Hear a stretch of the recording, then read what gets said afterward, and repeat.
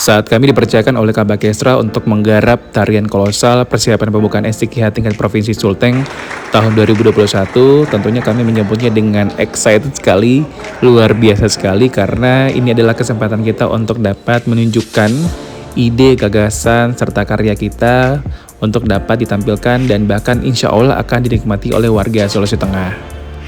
Untuk prosesnya sendiri memang sedikit cukup alot. Di tahap awal kami mengadakan rapat bersama Dewan Guru dan juga Kepala Sekolah Sekota Banggai. Jadi untuk agenda pertama kita mengadakan seleksi atau audisi yang bertempat di Gedung Ali Hamid dan juga pada bulan Mei bertepatan bulan suci Ramadan. Dan surprise-nya lagi adalah langsung dihadiri oleh Bupati Banggai Laut yaitu Bapak Sofian Kaipa. Setelah kita menemukan kurang lebih 100 penari kolosal, langkah berikutnya adalah menggarap musik. Jadi untuk musiknya sendiri saya percayakan kepada Andi, saudara saya. Jadi kita sama-sama menggarap musik ini, mencari inspirasi, memasukkan unsur tradisionalnya, nuansa Islami, Melayu, musik Jepang, dan juga diberikan sedikit sentuhan modern. Kemudian dikolaborasikan supaya musiknya ini masuk ke dalam konsep tari yang akan kita garap. Dan part lagu Banggai Tono Mondoknya sendiri, saya sengaja mentranslate-nya ke dalam bahasa Arab yang dibantu oleh Agil Potabuka yang saat ini kuliah di Kairo, Mesir.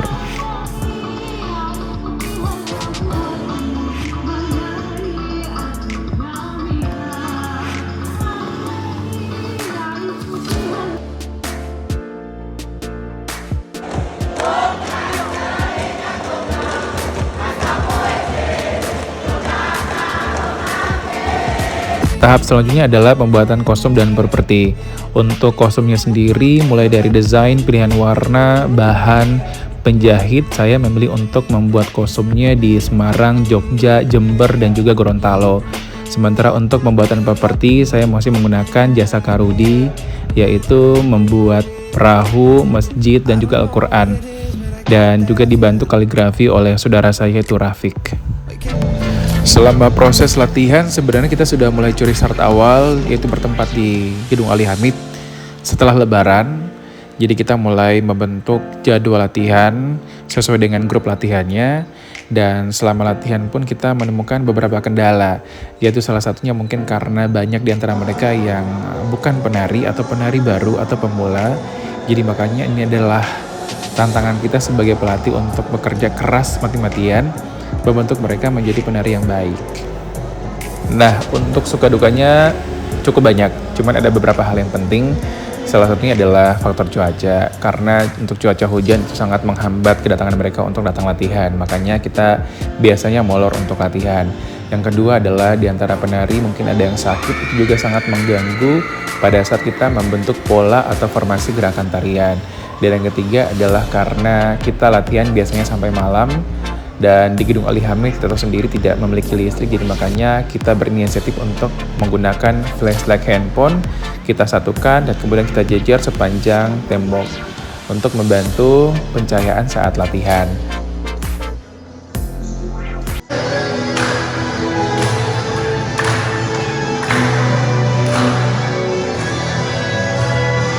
Dan selama proses latihan pun kita mendapatkan asupan konsumsi dari Om Arifin dan kita minta untuk tiap harinya gonta-ganti menu, kue, snack, biar anak-anak tidak bosan.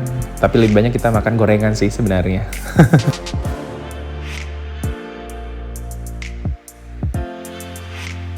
Nah, kalau ditanya bagaimana cara kita melatih, mungkin semua pelatih punya prinsipnya masing-masing dalam melatih anak didikannya.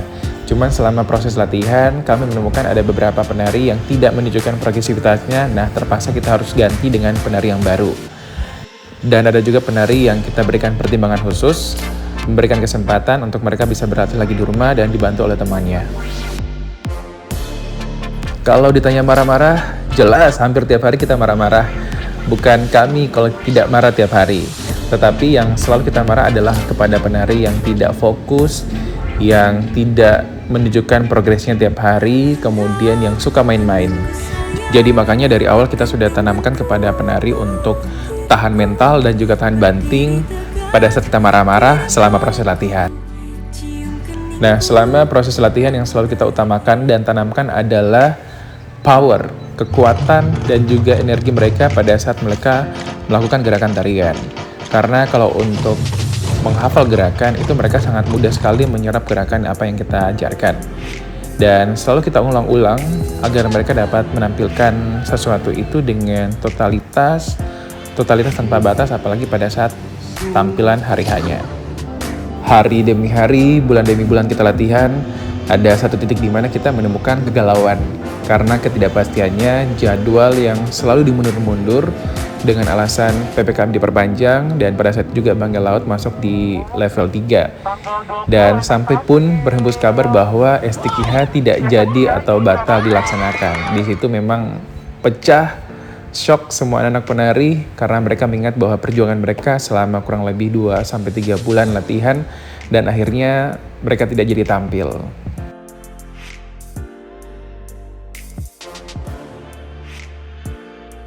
Namun selang 1 hari kami mendapatkan kabar gembira bahwa STQH tetap jadi dilaksanakan, namun waktunya yang dimundur lagi. Lagi-lagi dimundur.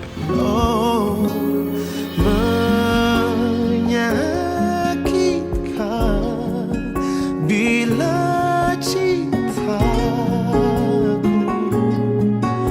dibalas dengan dusta, namun mencintamu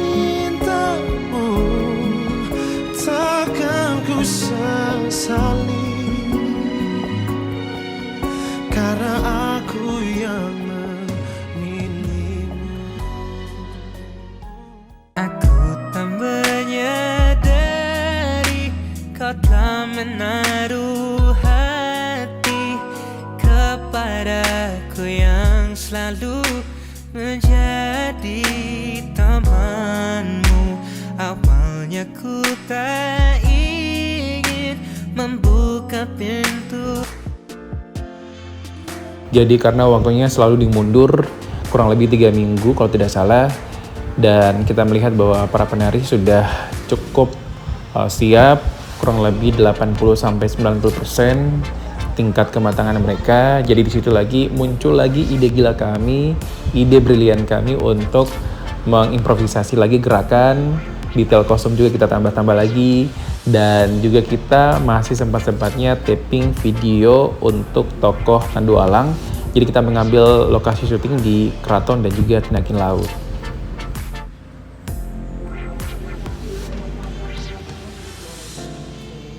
Nah, tahap berikutnya lagi adalah fitting kostum. Jadi kita beberapa kali fitting kostum, hampir tiap hari menjelang kurang lebih 2 minggu tampil, kita selalu fitting, kita mencari kekurangan dan kira-kira apa saja ornamen yang akan kita tambahkan dalam kostum tersebut.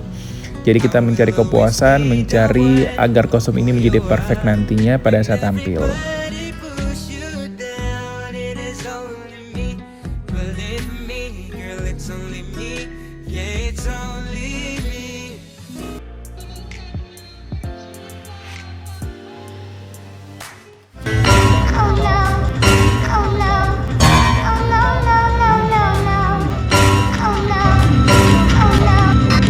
Beberapa hari menjelang tampil, kami melakukan siloloa atau pamitan.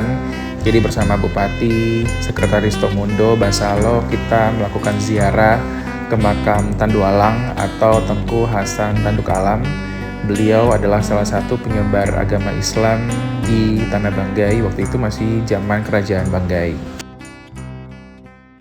Hari menjelang akan mau tampil, jadi mulai dari gladi kotor, gali bersih sampai tiba hari hanya, ketegangan semakin menjadi-jadi, emosi semakin tidak terkontrol, mulai panik, mulai cemas, mulai berpikir macam-macam, tidak bisa tidur pastinya, dan kita hanya berpikir dan fokus bagaimana cara kita untuk bisa menampilkan yang terbaik demi dan untuk Banggai Laut bisa disaksikan oleh masyarakat Sulawesi Tengah.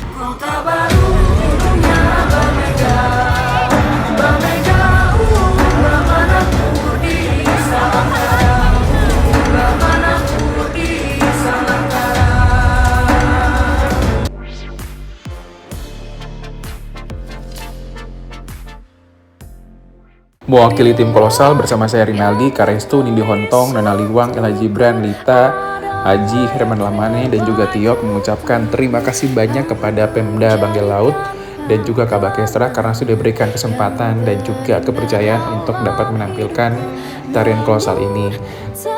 Dan yang paling istimewa dan paling utama adalah 100 penari anak didikan kami yang sudah kami latih kurang lebih 3 bulan ini.